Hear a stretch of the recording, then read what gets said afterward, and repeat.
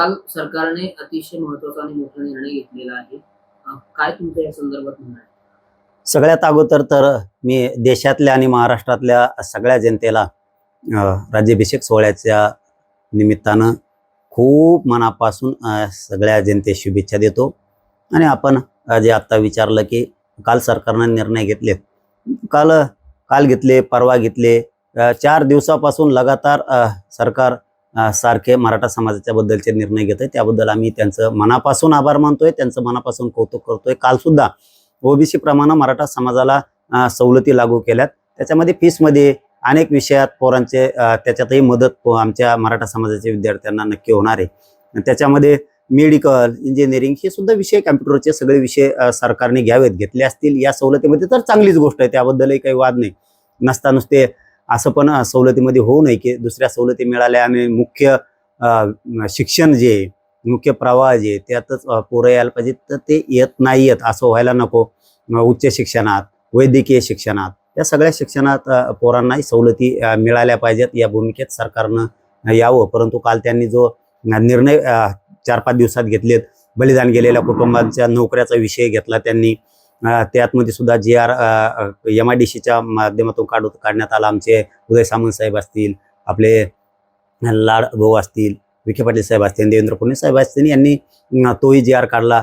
देवेंद्र फडणवीस साहेबांनी, विखे पाटील साहेबांनी, लाड भाऊंनी त्यानंतर बलिदान गेलेल्या कुटुंबाच्या निधीचा विषय मार्गी काढला. विखे पाटील साहेबांनी, मुख्यमंत्र्यांनी यांनी हैदराबाद गॅझेटियर प्रमाणे जो अर्ज होता, SOP होती, ती सुद्धा नव्यानं पुन्हा त्याच्याबद्दलही निर्देश काढलेत सरकारच्या वतीनं. म्हणजे हे बार नाव घेण्यापेक्षा एकदाच सांगतो की मुख्यमंत्री साहेब, फडणवीस साहेबांनी, लाडभाऊंनी यांनी केसेसच्या संदर्भातली सगळी माहिती, महाराष्ट्रात मराठा आंदोलकावर ज्या केसेस झाल्यात त्या केसेस सुद्धा मागं घेण्याच्या दृष्टिकोनातून त्यांनी मोठं पाऊल उचललंय. त्यांनी ते सगळे गुन्हे राज्यभरातले मागून घ्यायला सुरुवात केली. त्यांनी 58 लाख नोंदीच्या संदर्भात ते पण निर्देश दिलेत की 58 लाख नोंदीचे कुणबी प्रमाणपत्र वाटप करा, त्याचे व्हॅलिडिटी पण द्या. बरेचसे निर्णय त्यांनी असे घेतलेत. हैदराबाद गॅझेटियर प्रमाणे मराठवाड्यातल्या मराठ्यांना कुणबी प्रमाणपत्र द्यायचे. या सगळ्या घेतलेल्या आत्तापर्यंतच्या निर्णयाबद्दल मी देवेंद्र फडणवीस साहेबांचे मनापासून आभार मानतो. विशेष करून विखे पाटील साहेबाचे आणि लाडभाऊचे सुद्धा खूप आभार मानतो. एकनाथ शिंदे साहेबाचे, आपल्या सुनेत्राताईंचे, सगळ्याच सरकारचे मनापासून आभार मानतो.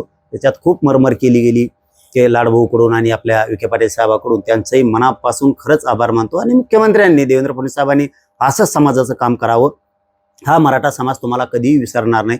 पण एक गोष्ट लक्षात ठेवा, असं होऊ नये की तुम्ही या जे आत्तापर्यंतचे निर्णय घेतलेत, GR काढलेत, तुम्ही मराठा समाज खुश केलाय का? तर हो, नक्कीच केलाय. पण याच्यात असं होऊ नये की आमचं जे मूळ आहे तेच मागं राहू नयेत. म्हणजे 58 लाख नोंदी ज्या मिळाल्या त्याच्यातून कुणबी प्रमाणपत्र मिळणं आमच्यासाठी खूप गरजेचं आहे. त्यातून व्हॅलिडिट्या मिळणं खूप गरजेचं आहे. त्याचं कारण पण फडणवीस साहेब तुम्हाला सांगतो.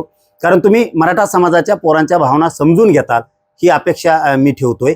का तर 58 लाख नोंदी निघाल्यात, त्या माध्यमातून पोरांचे ॲडमिशन झालेत, नोकऱ्या झाल्यात. ते प्रमाणपत्र आणि व्हॅलिडिटी थांबवू नये हे फडणवीस साहेबांनी विशेष करून लक्ष द्यावं. कारण आमचा मूळ जीव तिथं आहे. आमचे जे 58 लाख कुणबी नोंदी सापडल्या त्याचे कुणबी प्रमाणपत्र देणं आणि व्हॅलिडिटी देणं हे खूप गरजेचं आहे. तुम्ही एकीकडून खुश करताल पण दुसरीकडून पोरांचा घात होईल. नाराजी मराठा समाजाच्या अंगावर घेताल असं मला वाटतच नाही. तुम्ही घेताल पण ती तुमच्यावरती मराठा समाजाची नाराजी येऊ नये हे मुख्यमंत्री देवेंद्र फडणवीस साहेबांनी लक्षात ठेवावं. दुसरं की फडणवीस साहेबांनी हैदराबाद गॅझेट प्रमाणे जे आता निर्णय दिलेत त्यानुसार मराठवाड्यातल्या सगळ्या मराठ्यांना कुणबी प्रमाणपत्र मिळावेत. आणि सगळ्यात महत्त्वाचं, सातारा संस्थानचा गॅझेटियरचा GR, कोल्हापूर संस्थान, पुणे आणि औंध याचा सुद्धा GR आपण तातडीनं काढावा.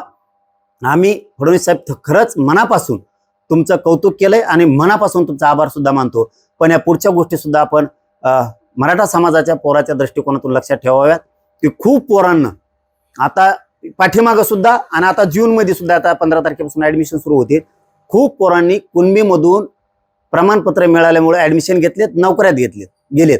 त्यांच्या व्हॅलिडिट्या अधिकाऱ्यांना रोखवायला लावू देऊ नका, नसता त्यांच्यावर कठोर कारवाई करावी ही माझी तुमच्याकडं मागणी आहे. आणि हैदराबाद गॅझेट प्रमाणे कुणबी प्रमाणपत्र मिळावेत.